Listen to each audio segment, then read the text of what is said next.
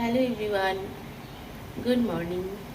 আমার চোখ মুখ দেখতে পাচ্ছ, কালকে শরীর ভালো ছিল না একদম, জানো তোমরা তো। রাত্রিরে রাজীব আমার হচ্ছে মেথি আর মৌরির জল ভিজিয়ে রেখেছিল, ওটা এখন খাচ্ছি। আর শরীরটা ভালো না, কালকে থেকে পটি হচ্ছে। তারপরে হচ্ছে কালকে প্রচণ্ড গরম ছিল, এখানে তো প্রায় 43-এর মতো ছিল। সেই গরমেও একটু হাঁসফাঁসও করেছি, কষ্ট হয়েছে, এই জন্য দেখতে পাচ্ছ কী অবস্থা মুখে। রাত্রিবেলা ঘুম হয়নি, অনেক রাত অব্দি জাগা, তারপরে ঘুমিয়েছি। আর এখন প্রায় 9:30 বাজে, 9:30টায় উঠলাম ঘুম থেকে। কি করব, রাত্রিরে ঘুম হয়নি।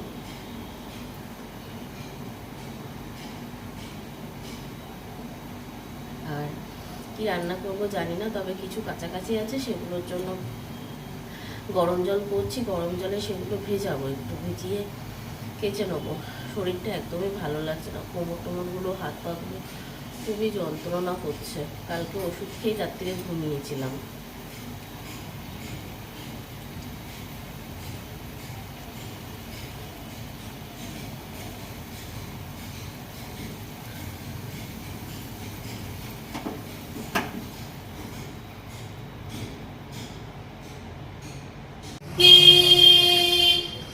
সেদিনকে পালিশ করিয়ে নিয়ে এসে গাড়িটা কভার দিয়ে রেখেছি, যাতে নোংরা না পড়ে গাড়ির মধ্যে। আর দেখো সকাল সকাল কেমন রোদ উঠে গেছে, পুরো রোদটা গাড়িটার ওপরে। এখন কটা বাজে বলো তো? এখন বাজে 12টা। এখন তুমি দুনু থেকে উঠলে? হ্যাঁ, 12টা বাজে। আর ফ্রিজ থেকে জল বেরিয়েছে, আমি এই জন্য এটা দিয়ে রেখেছিলাম। আর এই যে বাজার টাজার এনে এখানে সব কাটাকাটি হয়ে গেছে, এই দেখো সব কাটাকাটি হয়ে গেছে। এদিকে মাংস ধুয়ে টুয়ে রেখে দিয়েছি, আর হবে হচ্ছে আমের চাটনি। শরীর খারাপ হলে কিচ্ছু ভালো লাগে না সত্যি। যারা ঘরের কাজকর্ম করো আর যাদের নিজেরা ছাড়া কেউ নেই সংসারে, তাদের শরীর খারাপ হলে তারাই জানে একমাত্র ঘরের অবস্থা কি হয়। আর কে কী কাজ, মানে কাজ সব পড়ে থাকে, কেউ করার থাকে না, কিছু করার নেই। একা সংসার যাদের, তাদের এইভাবেই চলতে হয়। আর মানে কেউ খবরও নেয় না, শরীর খারাপ হলে কেউ জিজ্ঞাসাও করে না যে শরীর সম্পর্কে কিছু। এটা হচ্ছে সব থেকে, মানে যখন শরীর খারাপ হয় তখন বেশি এই কথাগুলো মনে পড়ে, যে একটু শরীর খারাপ হলে কেউ খবরও নেয় না যে শরীর খারাপ, কী অবস্থা না অবস্থা, কী হয়েছে না হয়েছে। আর আমি তো আমার বাবা মাকে জানাই না যে আমার শরীর খারাপ, কেননা বাবা মা তো হাই প্রেশার, আর বাবা এখন অত প্রেশার নিতেও পারে না। তো তার জন্য আমি কিছু জানাইও না, যে ফালতু আমার জন্য আমার টেনশান করবে কি হয়েছে না হয়েছে। আর আমার দেখো এই ছোট্ট একটা মেয়ে, ওকে সামাল দিয়ে সংসারের সব কাজ করে আমি একা মানে সামলে উঠতে পারি না। তারপরেও তো আমি মানে ভাগ্যবান যে আমি এরকম একটা স্বামী পেয়েছি। আমাকে রাজীব অনেক হেল্প করে, মানে আমার বাবা যেরকম সারাদিন করতে থাকে আমার মায়ের জন্য, সেরকমই রাজীবও আমার সাথে সাথে সব সময় করতে থাকে। তো যাই হোক, এই রান্নাবান্না তো চাপিয়ে দিয়েছি। দেখো মাংসটা এদিকে কষাচ্ছি, মাংসটা কষাতে কষাতে অনেক কাজ শেষ করলাম। আর তোমাদেরকে তো আমি ছোট ছোট ভিডিও দিচ্ছি, পরে আমি অডিও দিচ্ছি, কেননা সেই মুহূর্তে অডিও দিতে পারছি না, যেগুলো অডিও দিতে পারছি সেগুলো দিচ্ছি। আর তোমাদেরকে বললাম না অনেক কিছু ভিজিয়েছি আজকে গরম জলে, তো রাজীব ওইগুলো আর কি মেলে দিচ্ছে। আমি সব কাছাকাছি করে ফেলেছি, আর ও মেলে দিচ্ছে। তো এদিকে আমি আবার স্নান টান করে রান্নাঘরে চলে এসেছি। মাঝখানে তো ওই কাপড় জামা কাপড় ধুচ্ছে স্নান করতে চলে গেছি। স্নান টান করে তারপরে আর মাংসটা ততক্ষণও কষাচ্ছি, কষিয়ে এইবারে মানে হয়ে গেছে কষানো। মুরগির মাংস তো অতক্ষণ লাগেও না কষাতে, তার আগে আমি মশলাটা কষিয়ে নিয়েছিলাম ভালোভাবে। তো তার জন্য না, তারপরে গলে গেলে আর ভালো লাগে না মুরগির মাংস একদম খেতে। তো এই জন্য আমি জলটা দিয়ে দিলাম। আর এই যে সাদা নাইটিগুলো দেখছো না, আমার খুবই পছন্দের সাদা নাইটি। তোমরা দেখবে হয়তো বেশিরভাগ সময় পরি, কিন্তু ওই রান্নাবান্না করার সময় একদমই সেটা ইউজ করতে পারি না, তো তার জন্য কালারিং নাইটি আমাকে কিনতে হয়। কিন্তু সাদা নাইটি আমার ভালো লাগে। আর শরীর খারাপ তো একদম ভালো লাগছে না, মানে মাংসটাও যে করছি, রাজীবই করেছে, পুরোটাই রাজীব করেছে, মশলা টশলা কষানো সব রাজীব করেছে, কাটাকাটি সব। শুধু আমি ওই লাস্টে রাজীব বললো দেখে নাও একটু কষানোটা হয়েছে কি না, তারপরে আমি জলটা তুমি দিয়ে দাও, কারণ ও আবার বুঝতে পারে না কষানোটা হয়েছে কি হয়নি। তো সেইটুখানি আমি দেখে জলটা দিয়ে দিলাম। চলো তোমাদের সাথে শেয়ার করি যে কি কি রান্না করেছি। ডালটা কালকের ছিল, ডাল, টক ডাল, আর এখানে হচ্ছে চাটনি, আর এখানে হচ্ছে বেগুন ভাজা, শশাটা এখনও কাটা হয়নি। এই যে আমার ভাত, এই যে রাজীবের ভাত, আর এই হচ্ছে মাংস, এই হচ্ছে মাংস, এই হচ্ছে আমাদের আজকে লাঞ্চের মেনু।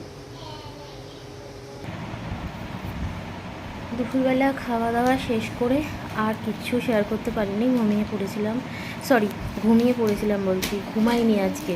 কেননা ছেলেটার কথা কদিন ধরে খুব মনে পড়ছে। সেই বাবানের সাথে দেখা হয়নি, বাবার সেই বাড়ি থেকে বললাম না যে বাবার বাড়ি থেকেই বাবা গিয়ে দিয়ে আসলো, মেয়ের তখন শরীর খারাপ চলছিল। হ্যাঁ, তো রাজীব সেই কবে থেকেই বলছে যে কোনো কারণে আমি ঘুমিয়ে পড়ছি দুপুরবেলা, আর সেই 5:30 6টা বেজে যাচ্ছে ঘুম থেকে উঠতে উঠতে, তাই জন্য আজকে সিদ্ধান্ত নিয়েছি ঘুমাবোই না। মেয়েও ঘুমায়নি, আমিও ঘুমাইনি, দুজনেই জেগে রয়েছি। জেগে 4টের সময় উঠে গেলাম, একটু রেস্ট নিয়েছিলাম, শুয়েছিলাম, ফোন দেখছিলাম, রেস্ট নিয়ে উঠে গেছি। উঠে আমি আর মেয়ে দুজনেই তৈরি হয়ে গেছি। আর আমি একটুখানি আর কি চুলটা এখন একটু আঁচড়ে নিচ্ছি, আর ড্রেস তো পরা হয়ে গেছে দেখতে পাচ্ছ। যাব বাবানের ওখানে, বাবানের ওখান থেকে বাবানের সাথে দেখা করব, ওকে কিছু যদি খাওয়ার লাগে কিনে দেবো, কিনে দিয়ে যাব হচ্ছে ওই বাড়িতে শ্বশুর শাশুড়ি রয়েছে, ওই বাড়িতে যাব, কটা জিনিস আনার আছে, জামা কাপড় কিছু আনার আছে, তো তার জন্য ওখানে যেতে হবে। আর এই যে হচ্ছে আমার কন্যা, ও রেডি হয়ে গেছে, ওকে রেডি করে দিয়েছি। আর এবার হচ্ছে ওর একটা বায়না, সেটা হচ্ছে ও এখন লিপস্টিক পরবে। ও দেখাচ্ছে আমাকে যে লিপস্টিক পরবে, আমি লিপস্টিক পরেছি তাই। এই যে গাড়ি আসছে, কোন দিকে যাচ্ছ? এইদিকে আমাদের গাড়ি, এইদিকে।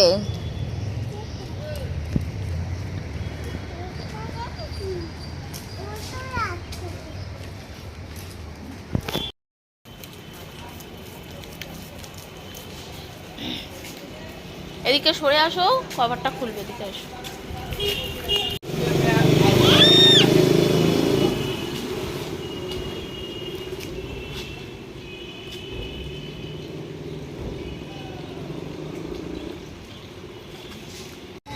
এখান থেকে বাবানের জন্য একটু চিপস, লজেন্স, কুরকুরে, ওগুলো খুব ভালোবাসে খেতে। আর এই যে ওদের স্কুলের পাশেই একদম দোকানটা, ওখান থেকে চকলেট নিলাম, নিয়ে এই যে এখন ভেতরে যাচ্ছি, ভেতরে ঢুকে গেছি আর কি স্কুলে। কোথায় ও? যাও, আছে সামনে, যাও, চলে যাও। যাবে কি একা? একদম সোজা চলে যাও, বাবা নাচে, যাও।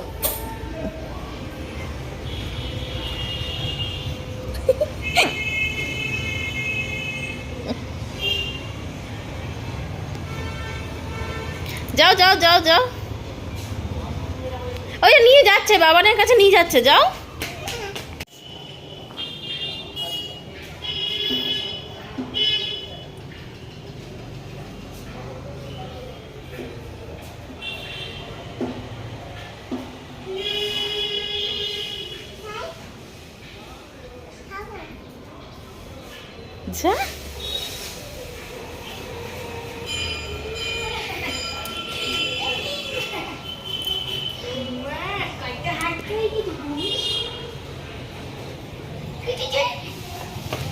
যা, এই কদিন কাদাবড়ি ধোবো, খেলা হয়ে গেছে? খেলছিলাম, কেউ তো নেই, আমরা দুজন হচ্ছি। কেন? বাড়ি গাড়ি সবাই আজকে আসবে, কিছুক্ষণ পর হয়ে ধরবে। চুল অনেক বড় বড় হয়ে গেছে তো এর মধ্যে। এই জুলফিগুলো কে কাটবে? কিছুদিন পর করে বড় হয়ে গেছে। দিদি দিচ্ছি পাবা এক্ষুনি এই তো পাবো। গাড়ি নিয়ে এসছো?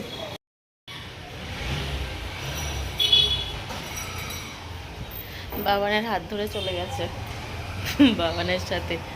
আর ওখানে সব হোস্টেলে যে মেয়েগুলো রয়েছে ওরাও ডাকছে, এই অরিন নিয়ে আয় তোর বোনকে নিয়ে আয়, তাই চলে গেছে নিয়েও। আর আমি আর রাজীব, এই যে রাজীব বসে আছে, আমি আর রাজীব এখানে ওয়েট করছি একটু, মেয়েও একটু সময় কাটাক বাবানের সাথে। তারপরে হচ্ছে একটু ওই বাড়ি যাবো, ওই বাড়িতে মা আর বাবার সাথে দেখা করে তারপরে বাড়ি যাব।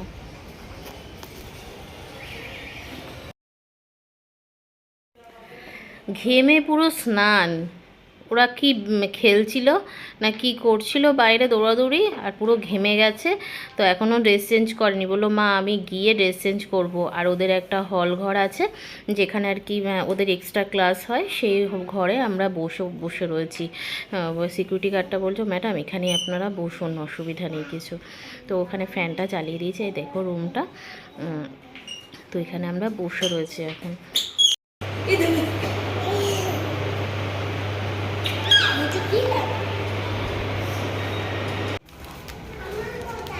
ডাক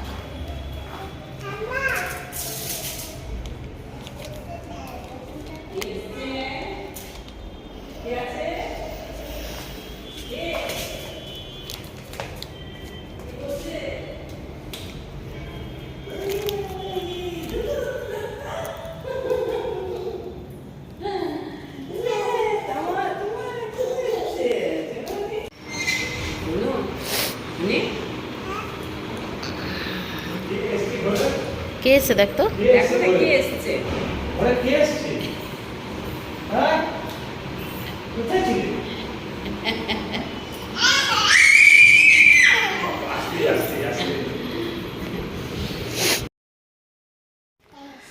অনেক কিছুই বলছিল মা বাবা খাওয়ার জন্য, কিন্তু সত্যি কথা যা গরম পড়েছে অসম্ভব এই গরমে কিছু খাওয়া।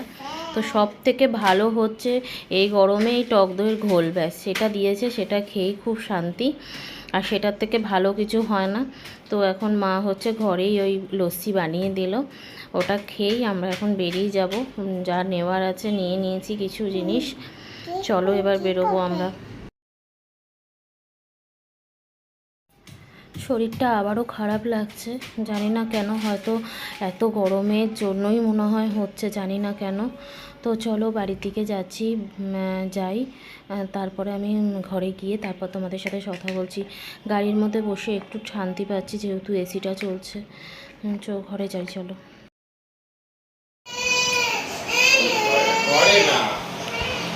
ঘরে চলে এসেছি, এই যে দেখো, আসবে না, ঘরে আসবে না।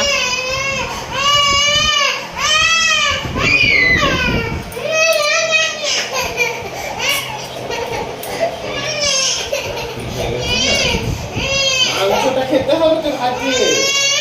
মাংসটা কোথায়? মাংস মাংস আমরা মাংস খাবো, আমরা মাংস খাবো, আমরা মাংস খাবো।